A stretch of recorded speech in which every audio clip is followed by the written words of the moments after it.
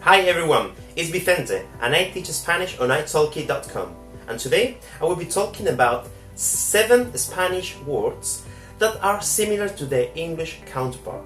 These words are also known as cognates. What a cognate is? A cognate is a word that has the same linguistic derivation that another word, and it looks similar, and when you pronounce it, it sounds almost the same. And here I will give you 7 cognates so you can use them in Spanish as well. The first one is alcohol in Spanish. Guess you know what it means, because it sounds pretty similar than in English, doesn't it? Number 2 is conclusión. This one has a different pronunciation in Spanish, but you will understand definitely when you start learning Spanish. Number 3, hobby. This one is completely similar. We basically took this word from English. Number 4, individual. Of course, it's the same word, just different pronunciation. The next one, number 5, is piercing.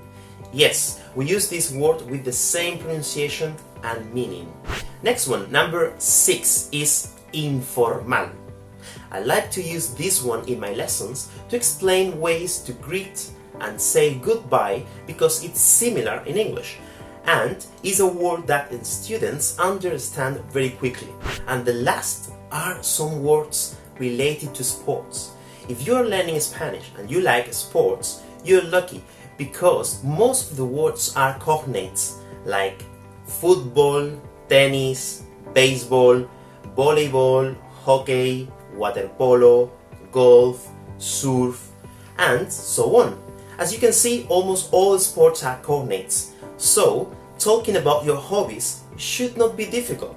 As you can see, there are many, and I would like to remember you that there are hundreds of cognates, and if you check them, you can be ready to your first Spanish lesson.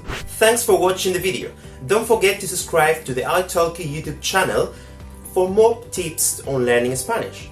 Take a lesson with me on italki.com by clicking on my teacher profile link in the description. Hasta luego!